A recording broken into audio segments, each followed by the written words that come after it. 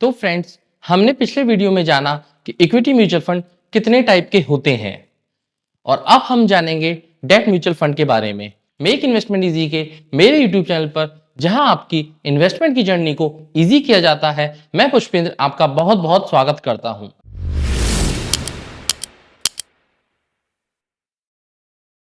आइए सीधे चलते हैं डेट म्यूचुअल फंड पर। डेट म्यूचुअल फंड कितने टाइप के होते हैं और डेट म्यूचुअल फंड आखिर होते क्या हैं, पूरा समझेंगे इस वीडियो में। Number 1, liquid mutual fund. Liquid mutual fund इसलिए बनाए गए थे कि वो इन्फ्लेशन को बीट कर सकें, सेविंग अकाउंट के रिटर्न से ज्यादा पैसा दे सकें, और ये शॉर्ट टर्म के लिए होते हैं। मैक्सिमम इनका टेन्योर होता है 91 डेज। इनका रिटर्न भी लगभग फिक्स होता है, 6 से 7% के बीच इनका रिटर्न मिल जाता है। डेट म्यूचुअल फंड को फिक्स्ड इनकम सोर्स भी कहा जाता है, या फिर कह सकते हैं फिक्स्ड इनकम आपको मिल जाती है ऑन मैच्योरिटी पे। अब आप कहेंगे कि मैच्योरिटी क्या होती है? फाइनेंस में थोड़े कॉम्प्लिकेटेड वर्ड जरूर है, लेकिन ऐसा कुछ भी नहीं है। मैच्योरिटी का मतलब आप ऐसे कह सकते हैं लोन ड्यूरेशन। मतलब हमने कंपनी को लोन दिया और हमें इंटरेस्ट मिल रहा है उस मैच्योरिटी पीरियड के बाद। अगर हम 91 डेज के लिए कंपनी को लोन देते हैं और हमें इंटरेस्ट देती है वो 7 से 8%, तो इसे कहेंगे मैच्योरिटी, और कंपनी इसमें इंटरेस्ट हमें पे करती है। लिक्विड म्यूचुअल फंड में क्विकली सेटलमेंट हो जाता है, मैक्स टू मैक्स 24 आवर्स या फिर एक दिन से ज्यादा नहीं लगता है पैसे आपके खाते में वापस आने में। और लिक्विड म्यूचुअल फंड जो भी होते हैं वो जनरेट करते हैं एक इन्फ्लेशन बीटिंग रिटर्न्स। मतलब लिक्विड म्यूचुअल फंड इन्फ्लेशन को इजीली बीट कर पाते हैं और सेविंग अकाउंट से और एफडी से अच्छे रिटर्न देते हैं। तो जो भी लोग शॉर्ट टर्म के लिए अगर इन्वेस्ट करते हैं तो उनके लिए इनसे बेटर ऑप्शन नहीं हो सकता है। आइए चलते हैं दूसरे डेट फंड की तरफ। दूसरा डेट फंड है कॉर्पोरेट बॉन्ड फंड। कॉर्पोरेट का मतलब होता है प्राइवेट कंपनी। मिनिमम 80% आपको कॉर्पोरेट बॉन्ड में ही डालना पड़ता है।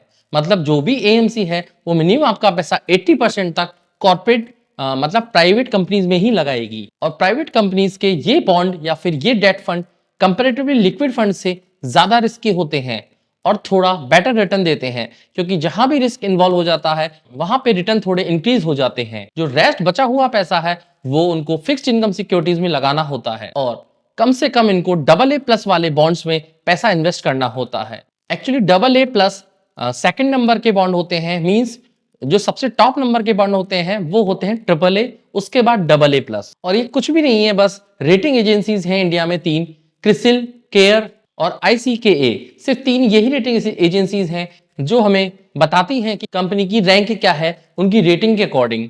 और ऐसा नहीं है कि इनकी रेटिंग पे रिलाय किया जाए, कई बार ये भी होता है कि इनकी रेटिंग भी गलत निकल जाती हैं, जैसे कि 2008 में लेमन ब्रदर्स क्राइसिस के टाइम पर हुआ था। कॉर्पोरेट बॉन्ड लॉन्ग टर्म में एफडी से बेटर रिटर्न दे देते हैं और जनरेट करते हैं एक alternative income, fixed income source. Liquid fund से ज्यादा रिस्की होते हैं तो वहां पर लिक्विड फंड से बेटर रिटर्न भी देते हैं। अगर यह कंपनी डिफॉल्ट करती है तो ह्यूज लॉसेस के चांसेस भी होते हैं। थर्ड टाइप का फंड है मनी मार्केट फंड। अब मनी मार्केट फंड क्या होते हैं? जो भी फंड 91 डेज से कम की मैच्योरिटी वाले होते हैं उन्हें कहते हैं money market fund. Money market fund में जब भी इन्वेस्टर पैसा लगाते हैं तो 65% पैसा उनका मनी मार्केट फंड में ही जाता है। मिनिमम 65 है, मैक्सिमम यहाँ पर कितना भी हो सकता है, और रेस्ट अमाउंट इनका फिक्स्ड इनकम सिक्योरिटीज में जाता है। मनी मार्केट फंड में इंटरेस्ट रेट चेंज होने का रिस्क रहता है। रेगुलर इनकम जनरेट करने के लिए यह भी एक अच्छा फंड माना जाता है। शॉर्ट टर्म में 4th नंबर का फंड आता है गिल्ड फंड या फिर गवर्नमेंट बॉन्ड्स। 80% पैसा इनमें गवर्नमेंट के बॉन्ड्स में इन्वेस्टेड रहता है, लेकिन यहाँ पे प्रॉब्लम ये है कि यहाँ पर पैसा 7 ईयर, 10 ईयर, 30 ईयर, 50 ईयर्स, मतलब मैक्सिमम टेन्योर के लिए रहता है। तो इसमें इंटरेस्ट रेट इसका होना स्वाभाविक है। आप इसको ऐसे समझ सकते हैं, प्राइस होती है inversely proportional to interest rate. अगर इंटरेस्ट रेट बढ़ेगी तो प्राइस कम होगी, अगर प्राइस बढ़ेगी तो इंटरेस्ट रेट घटेगी। तो यहां पर आपके डेट फंड कंप्लीट हो जाते हैं। अब आगे चलते हैं और समझते हैं हाइब्रिड फंड क्या होते हैं। हाइब्रिड फंड भी 3-4 तरह के होते हैं और उनके बारे में बात करेंगे। पहला हाइब्रिड फंड है आर्बिट्रेज फंड। अब आर्बिट्रेज फंड क्या होता है उससे पहले आपको समझना होगा आर्बिट्रेज क्या होता है। जो फंड प्राइस डिफरेंस को लेकर पैसा कमाने में रहते हैं। फॉर एग्जाम्पल सपोज कीजिए क्रूड ऑयल की कीमत यूरोप में है 60 रुपीज और अमेरिका में है 61 रुपीज। अब एसेट मैनेजमेंट कंपनियां क्या करती हैं, 60 रुपीज के यूरोपियन मार्केट से क्रूड को खरीद लेंगी और अमेरिका के 61 रुपीस के क्रूड ऑयल को बेच देंगी। इससे होगा ये, उनको 1 रुपए का प्रॉफिट होगा। अब यहां पर होता ये है, वो ह्यूज अमाउंट में खरीदती हैं तो उनका प्रॉफिट भी ह्यूज होता है। इसी प्रकार से आर्बिट्रेज फंड वर्क करते हैं। वो सिर्फ अपॉर्चुनिटी देखते हैं किसी भी देश में इन्वेस्ट करने के बाद दूसरे प्लेटफॉर्म पर सेल करने के लिए। आर्बिट्रेज फंड में 65% पैसा आपका आर्बिट्रेज फंड में लगता है और रेस्ट 35% पैसा आपका अदर इन्वेस्टमेंट ऑप्शन में लगता है। आर्बिट्रेज फंड में बड़े बड़े इन्वेस्टर और बड़े बड़े लोग ही इन्वेस्ट कर पाते हैं, क्योंकि इस फंड में पैसा डालने के लिए एक ह्यूज अमाउंट की जरूरत होती है। अब हम बात करते हैं दूसरे तरह के हाइब्रिड फंड के बारे में, डायनामिक हाइब्रिड फंड, या फिर इसे बैलेंस एडवांटेज फंड भी कहते हैं। 65% पैसा इनका बैलेंस एडवांटेज फंड में या फिर डायनामिक एसेट एलोकेशन में लगा हुआ होता है। यहाँ पर स्टॉक प्लस डेट दोनों में ये पैसा लगाते हैं और अपॉर्चुनिटी क्रिएट की जाती है कि लेस रिस्की होकर आप हायर रिटर्न पा सकें। फॉर एग्जाम्पल HDFC का बैलेंस एडवांटेज फंड, SBI का बैलेंस एडवांटेज फंड। मैं आपको क्लियर बता देता हूं, मैं सिर्फ यहाँ पर एजुकेशन पर्पस के लिए ये फंड यूज कर रहा हूं। यहाँ पर कोई भी बाइंग और सेलिंग रिकमेंडेशन नहीं है, तो प्लीज आप आंख बंद करके इन फंड को न खरीदें। थर्ड नंबर का हाइब्रिड म्यूचुअल फंड है इक्विटी सेविंग फंड। ये भी दो तरह के होते हैं, एक नॉर्मल कैटेगरी और एक डिफेंसिव कैटेगरी। नॉर्मल कैटेगरी में तो ये मिनिमम 65% पैसा स्टॉक में लगता है और रेस्ट 35% पैसा आपको फिक्स्ड इनकम सिक्योरिटीज में डालना पड़ता है।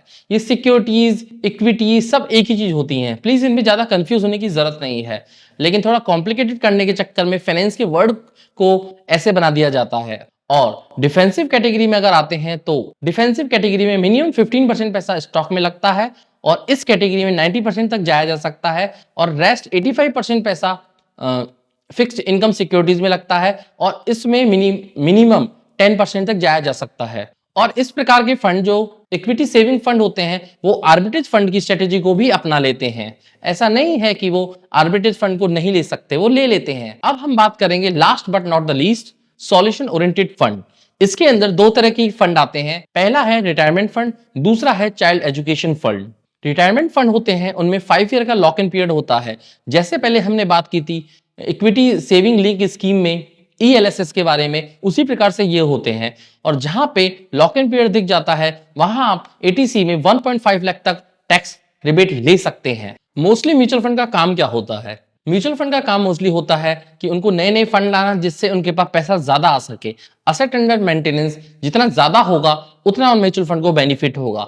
तो वो क्या करते हैं, जैसे अभी हाल ही में EV की थीम चल रही है तो ग्रो कंपनी ने अपना EV का फंड निकाल दिया है। उस एक टाइम था जब IT का बूम आया हुआ था तो उन्होंने अपना ICICI ने अपना IT का फंड निकाल दिया। तो इसी प्रकार से ये नए नए फंड निकालते रहते हैं क्योंकि इनको वर्क करना होता है TER पे।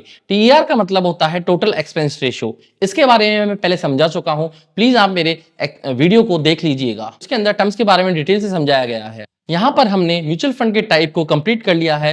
म्यूचुअल फंड कितने प्रकार के होते हैं, standard mutual fund, equity mutual fund कितने प्रकार के होते हैं, हाइब्रिड म्यूचुअल फंड कितने प्रकार के होते हैं और डेट म्यूचुअल फंड कितने प्रकार के होते हैं, या फिर सॉल्यूशन ओरिएंटेड फंड क्या होते हैं, इनको हमने अभी डिटेल में जाना है।